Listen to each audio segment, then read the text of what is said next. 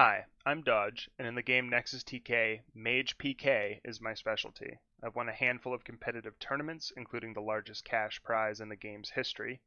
Due to my notoriety and reputation as one of the best PK mages of all time, I've had many requests for Mage PK tutorials. I've decided to create this video with the hopes that it will kickstart your performance in PvP events, allow you to develop and grow your skill set, and fall in love with Nexus PvP like I have. This video aims to establish a useful/functional baseline for SAM and SAW marked mages. In this video we will cover the following: an overview of the different mage styles, what 3-tick game cycling is and how it impacts you, spell combinations, the basics, the starter technique for your play, your spell bar and the basics, the initial goals, understanding latency, the importance of communication, and your self-evaluation and continued improvement. So the first thing we're going to talk about is an overview of maging styles. And to understand styles, the first thing you need to understand are the targeting mechanisms in-game available to you to kind of forge your own style.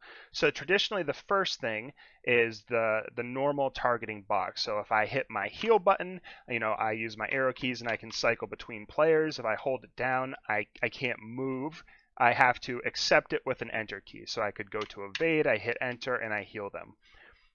If you wanted to get this traditional target back on yourself quickly, you would do home. But in order to really walk, you have to really be quick with your fingers, and you run a risk of the target drifting. The second big targeting style is traditional tab. So if I hit tab, like my normal cursor, I can cycle between different players. And then to choose the person that I want to kind of lock my tab on, I hit tab again, and after doing so, it becomes a locked target box. So what I can do is I can move, and I can tap my heal button, and I can continuously heal evade. It's really great because I don't run the risk of slipping that target. I also don't need to hit enter for this to cast. So really, instead of hitting my heal button enter, I'm just hitting my heal button. So the argument being that this is actually faster than traditional targeting. Finally, we have what is called V-tab. The way you toggle this is by pressing Control and then V. You get a green box. So unlike tab, which is a permanent locked-on box to a specific person, V-tab is a green box that's permanently locked on to yourself. So I can walk around, and what I can do is I can heal myself continuously. Really, I'm just showing you the heal to show you that I can continuously cast on myself. Just like V-tab, I don't require to hit the enter button, so the idea is that it's casting faster than if I had to actually hit heal enter, heal enter, heal enter, and then I'm not stutter stepping with my movement. So if I control V, the box can stay on you. To really get the box off of you, you can hit escape. And the same it can be said for the other. So if I tab and then my box is locked on evade, I can hit escape, or if I use my traditional targeting box, I can hit escape and cancel it. So let's talk about these targeting mechanisms and the variety of mage styles that have kind of developed over the years. So traditionally, before tab and V-tab, really we just had our traditional targeting box. And what was great about this is that people in especially low latency areas, so close to where the server is located, they basically have a huge advantage because, assuming that they're very fast with targeting with their mouse or maybe even on the keyboard, you can quickly cast on multiple people at the same time. So that's one style of play, and you can be basically a clicking caster. You can choose to move with your arrow keys, or you can choose to move by holding right click on your mouse.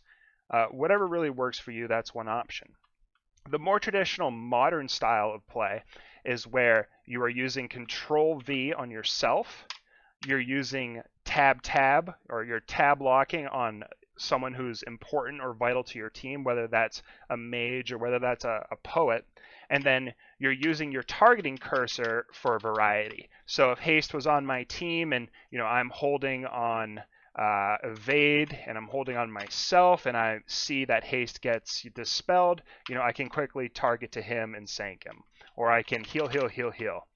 I'm also using my targeting box to find enemy rogues, and I'm using my target box to attack. So the downside really of this, theoretically, is that it's slower than if you were to target with, say, tab, because I have to hit, my attack enter as I go down my spell list. So that brings us into the next, which is kind of a really unique style that I've seen with maybe 2 mages so far. But it's really cool because what it does is you can choose to use Control V for yourself, but most of them don't. And what they'll do is, let's pretend that Evade and Dodge are on the same team. If I ask Evade to dis-SC haste, and she does, and I have already pre-targeted with my tab, I'm going from maybe Control V on myself, or a lot of people will just use their traditional target to heal Poet, heal self, or maybe they're click targeting, right? So I'm holding on both of us. And then, I call to Evade and I say, Evade, go haste. Evade responds in Discord saying going. I cancel, tab, and now I have a target on an enemy that, instead of having to press my attack buttons and hitting enter, I can just basically run my finger down the keyboard and hit it all almost instantaneously. It's actually a really cool way to play. So that is sort of the baseline. I mean, every once in a while you see some players and, they adapt in their own way. There are some people that are really proficient because they've played a lot of games like League of Legends, where they're really fast targeting with their arrow keys, and that's all that they need, and that's fine too. But really, so we've gone over kind of the mechanisms of targeting. We've gone over kind of old existing styles.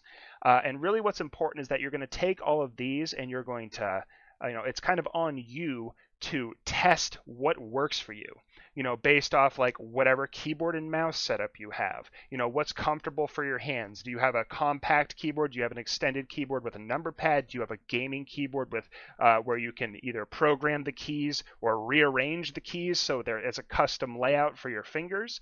So hitting my arrow keys, tab, and escape are all within the same reach of my index finger, as an example. It really comes down to you testing what's comfortable for you, and then developing that over through repetition, through actually playing in events. So that's an overview of the variety of mage styles.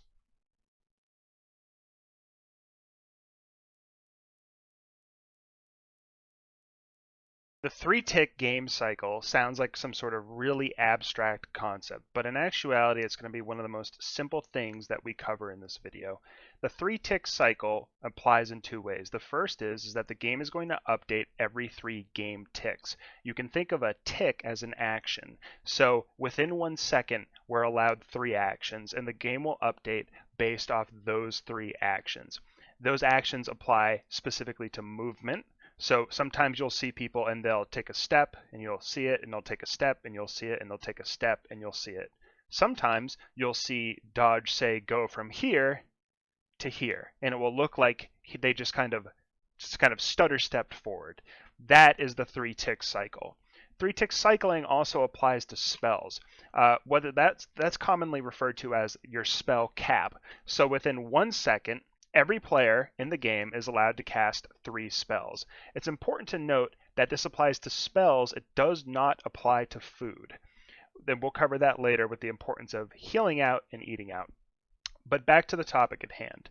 So if I were to target myself with VTab, and I were to heal myself, and I were to tap the heal 3 times very quickly, I would heal myself 3 times. We can see that down in the spell bar. So if I were to do the same thing, and I were to try to heal myself very quickly and then say cast another spell, it didn't get registered. So I just casted 3 heals, I just casted 3 heals. So what happened is that I didn't cast the sanctuary I tried to cast on myself. So the importance of this idea is that you don't want to overload the spells that you're trying to cast within that 1 second.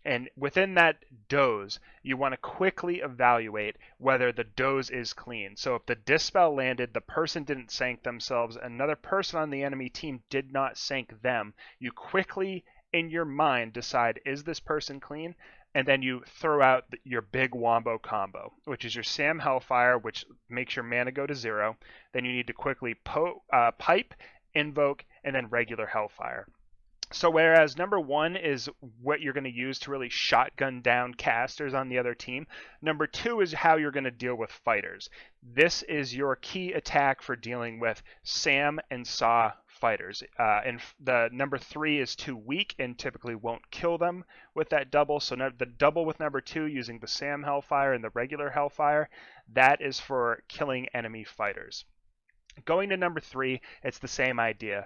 Doze, Slight Pause, Inferno, which brings your mana to 0, Pipe, Invoke, regular Hellfire. So this is great. This will kill enemy casters, but it will also kill enemy fighters that are EE mark or less. So this is really great for getting rid of some of those pesky fighters that aren't yet at 3rd and 4th mark.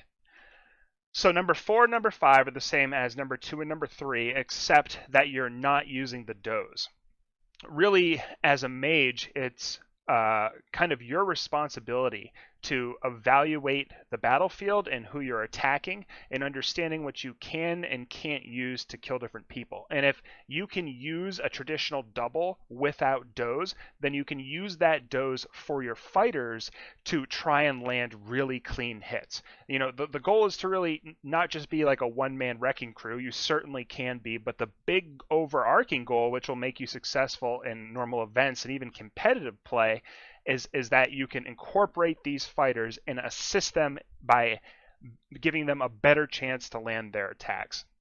So the Sam Pipe, Invoke, or regular Hellfire double, number 4, it's great. It'll kill fighters. You know, sometimes you have issues with fighters who have really high AC, or maybe they're used like a rogue is on a high cunning. It might not kill them. But, 9.9 times out of 10, the number 4, the Sam Reg double, is going to kill an enemy fighter without doze, and 9.9 times out of 10, the Inferno regular Hellfire is going to kill the enemy caster without doze. Really kind of maybe the only downside to this is that, you're kind of poking the bear using the doze. And that split second when you throw the doze on the target, once you get really in tune with the game, you can quickly evaluate whether that person is clean and then try and throw the double. And it happens in, a split second. But when you're just going to try and immediately burst somebody with a double no doze, you're putting a lot of faith that your poet is going to land that dis-SC, and the person that you're attacking is not going to defend themselves. So really, maybe the big downside to consider is that you might waste both of your attacks, and then you're on Aethers for, either 20 seconds or 60 seconds. So finally, this is kind of a neat one, and this is a good one to have in the back of your head. A lot of reasons why different events are won is because of the smaller stat players, right? A level 98 unregistered poet can literally win an event for the team if they are walking around the edge and sankatoning all of the fighters and allowing to take the pressure off some of the bigger poets on their team, to be more offensive. The same thing can be said for smaller stat mages who can either hold sank on people, or they can throw key dozes either for fighters or just consistently harass your team's casters or your mages, your poets. So this is an attack that I use all the time. It's great for just eliminating all the little mages as fast as possible, and it's Scourge, Reg, Hellfire, just right off the bat as fast as possible.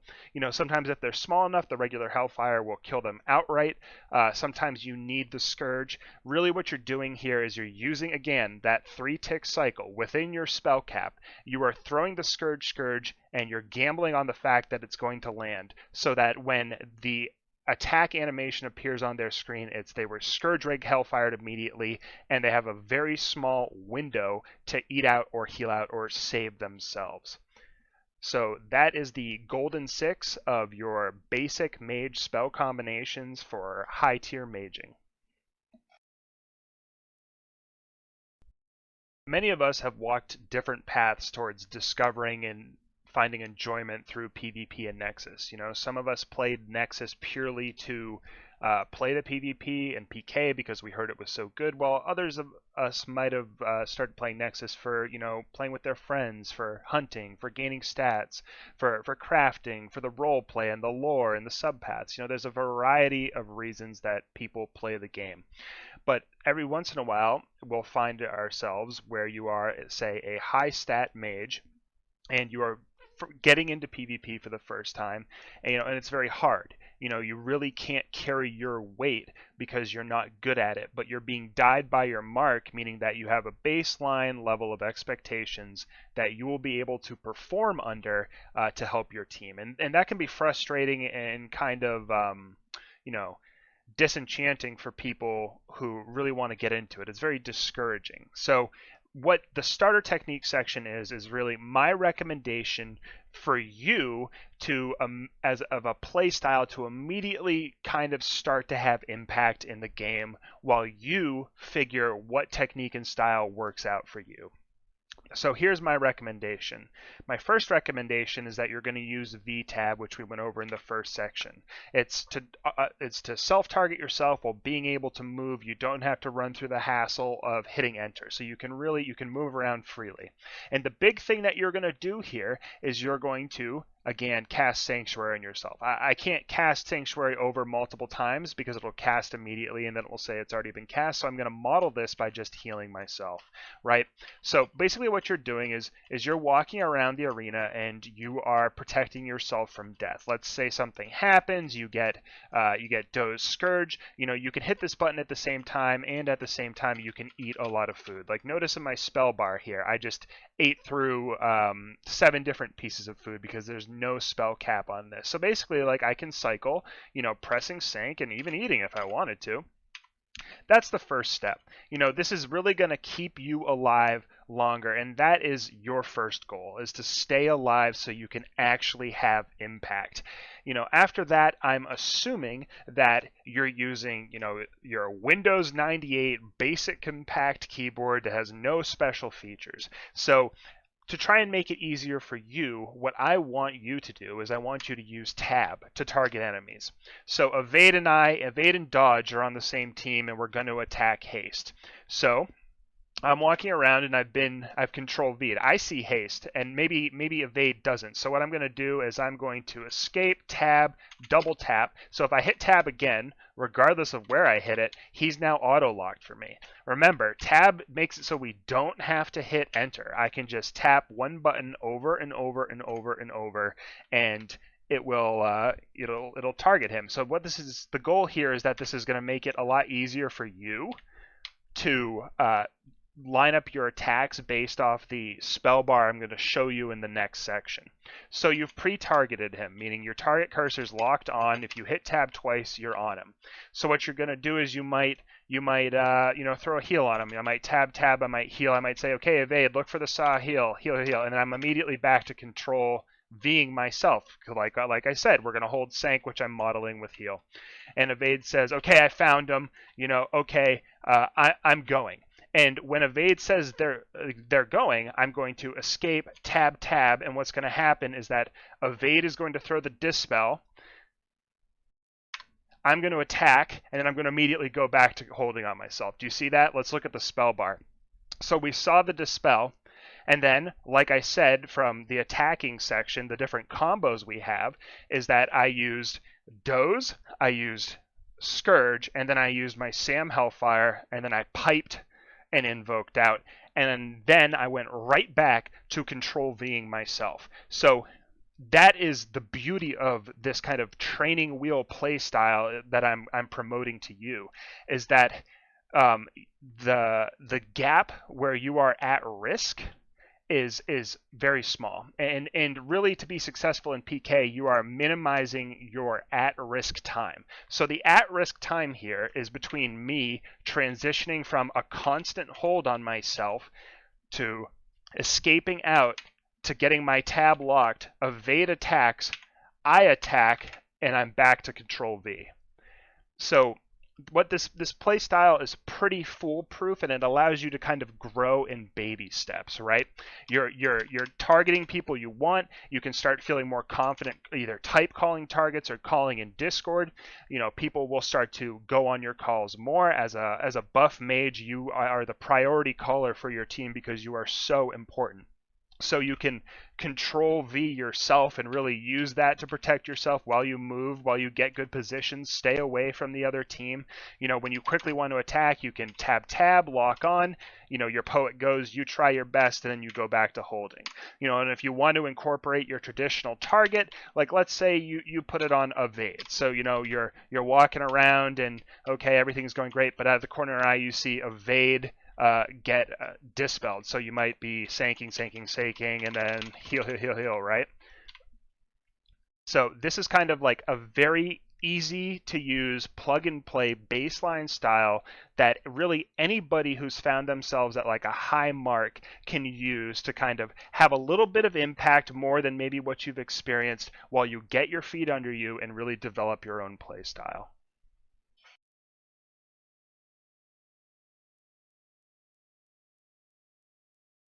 So this section is the spell bar basics, and this ties directly into the last section for that training wheel plug and play mage style that I was teaching you. So with this style, again, you're using Control V to hold sync on yourself. You can also combo eat. You're using a double tap tab to target your enemies, and then your traditional target, you might put on a poet that you're working with, for maybe the potential of saving them as you gain more confidence and as you work towards that level of play.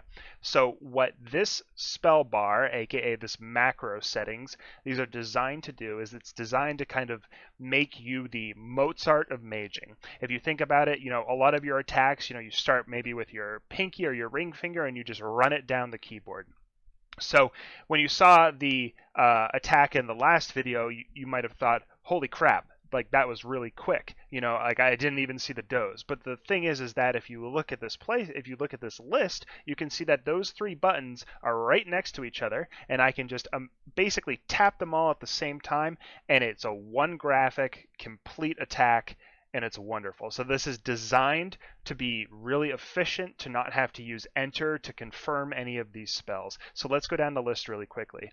Number one, and you can rearrange these to whatever order that you find necessary, whatever order is convenient to your hands. So number one is your heal.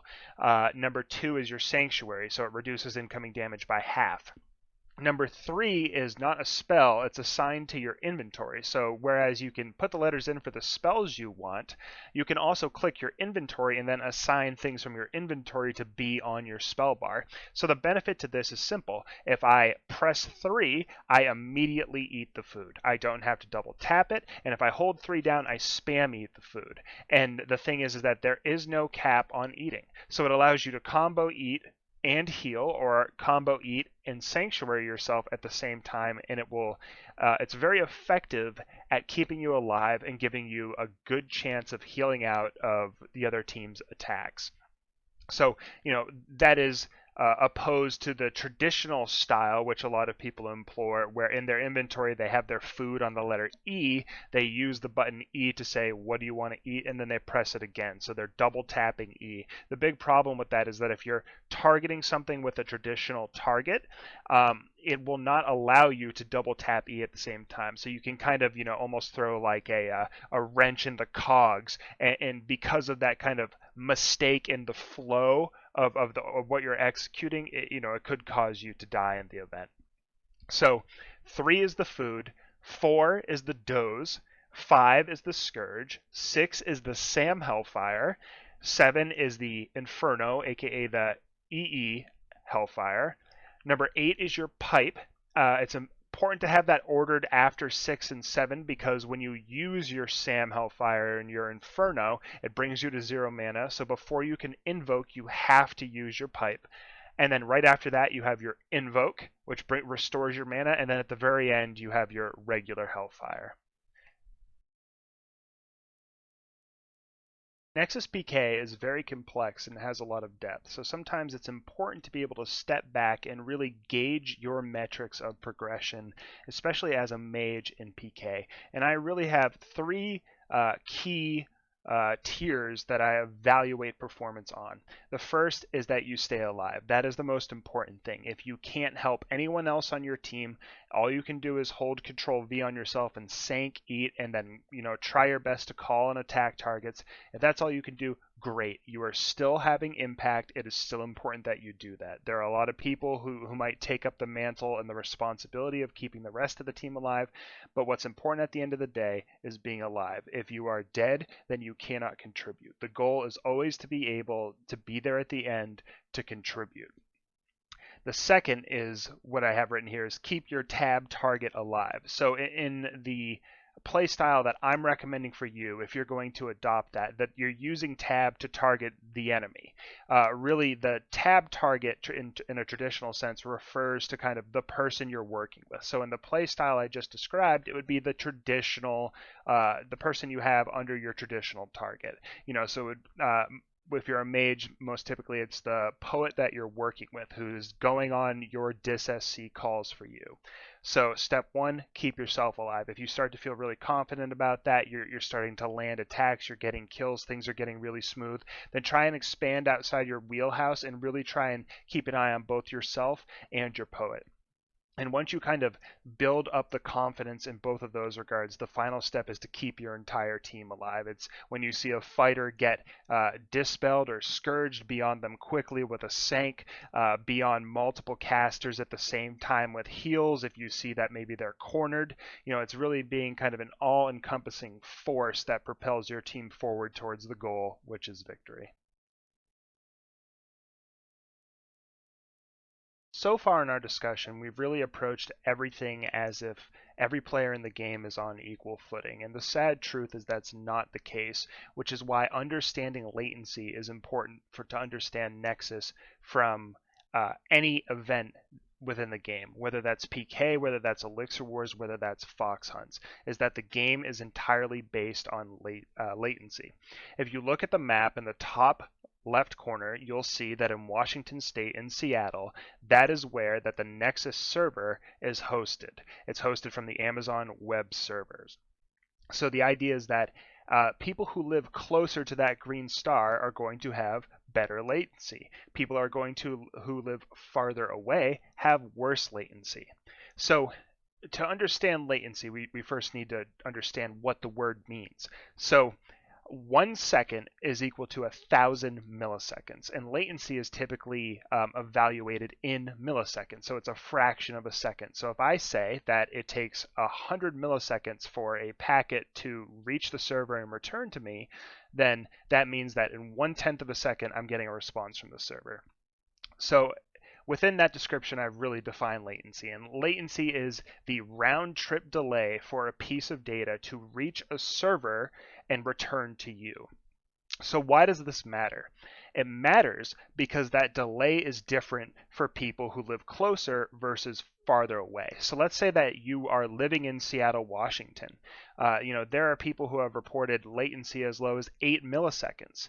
Or even 10 milliseconds, so 1/100th of a second, versus people who are living in the Northeast, so past New York, they typically have pings of around 100 milliseconds, so it's 1/10 of a second. So what that means is that the person who's living closer to the server is going to see updates of everything that's happening 90 milliseconds sooner than the person who's on the East Coast. And so the website humanbenchmark.com has this little game where you can do reactions, right? So you click a screen when it turns red or when it turns green. And what they have found is that the average reaction time is around 270 milliseconds, but that distribution is not even. Some of the most elite gamers in the world, their reaction time is about 125 milliseconds, where some of the slowest players in the world, they can be upwards to 400 seconds. So let's say that you're playing against an enemy mage who is on a West Coast connection, they're in Seattle, they're getting updates every 10 milliseconds, and then on top of that, they have an elite reaction speed of 125 milliseconds. So they see the dispel, it comes into them, 90 milliseconds later, you will see the dispel. Now, because they have an elite reaction time, that means that 125 milliseconds minus 90 is 35. So it takes basically from the time that you on the East Coast see it, it takes them 35 milliseconds to react and attack you. So if you are clean dis SC, you're basically almost blown up and it's almost indefensible. So that comes to the point of why do we do things like hold sanctuary? Because people who live on the East Coast, along with the rest of the world. So we have players from Indonesia and we have players from Korea. We have had to creatively adapt to combat the people who are living, in Middle America, in the West Coast, people who are closer to the server, and people who have an innate advantage. From a baseline, the game is not fair. So especially when you see people who are outside of the country, they really have to come up with a bunch of adaptations and creative ideas to make themselves competitive against people who essentially what we call see the future. They see things that happened and they can react to them long before me or maybe someone else outside the country can react. So, if you're living in, Australia, New Zealand, I've heard of pings between 150 and 250. And I mean, that's an entire reaction time frame for someone living in the States. If you're living in the Northeast past New York, typically you're dealing with 100 to 110 milliseconds. If you're living in Michigan, which is kind of where that red line divider is, you're really coming into around 60 to 70. If you're in Texas, you're looking at about like sub 60. California, you're starting to look at 20 to 30. And then within Washington itself, you're looking at about 10. So especially when you're keying up to fight certain players and you know that they live close to where the server's located, sometimes it would behoove you to play much more defensively and force them to do things like attack you first so you know their cooldowns so that you can kind of manage what's happening to you even while you're at such a great disadvantage. Communication and teamwork are the ultimate components which will inevitably lead towards victory the majority of the time. I've seen teams that are completely stacked against, completely outclassed in terms of skill and reputation, come together, work together seamlessly, and defeat an opposing force that they really had no business winning. There are a variety of different people who play this game with different degrees of communication. And it's important that, and as a buff mage, in a role where you have a lot of responsibility, that you are communicating to some degree. You don't want to be the person who's running around streaming on Twitch talking to themselves about what everyone else should be doing while not communicating at all, and you're doing a bunch of random stuff, God knows what, but at the end of the day, you're completely useless. And then all of a sudden, oh, I see a dispel on the enemy rogue. Okay, that happened 2 seconds ago. I'm gonna go over there and I'm gonna doze him, and it's been like 5 seconds. He's already sank-atoned, and the team's already knocked him out. It's completely useless. You need to accept some degree of responsibility for the role that you are taking on by coming to these events as a maxed mage. Whether that's if you don't want to use your mic, you don't have a mic, you're not able to use a mic, then it would be type calling. It would be talking to a person at the beginning of the match and saying, "Hey, work together." They might say something like, "Sure," and maybe you only communicate on voice, and that's fine. But when you're in the event, you are able to coordinate. So the event starts, we see haste, and I say, "Go haste," and then they go. And we get a good kill. So walking around like a headless chicken is just not acceptable. Type calling is a great form. If you want to sit in your own Discord, you don't want to come to the community channel, then at least grab a poet and communicate with them. Tell them that you intend to work with them. If you want to join the Discord but you don't want to talk, that's great too. You can come in with your mic muted, but if you still communicate through whispers, then the person or the poet that might be using voice in Discord can tell you when they're going or what they're doing and be able to communicate to you so you have the best chance of attacking the opponent. But really what it comes down to is being in voice and having that kind of relationship with someone that you're working with. Being able to say, do you see that rogue, and maybe the poet will say, I do see that rogue, and then you say, okay, I see haste. Ready to go on him whenever you are. And they say, okay, going. And at that exact moment, you know that you can stop holding on yourself, you can stop holding on your teammates, and then you can target him. And in that very small window, you'll be able to kind of get a good attack off. And it's by doing this, you give yourself and the people that you're playing with the most enjoyable experience, the most competitive experience, and you really benefit the community as a whole.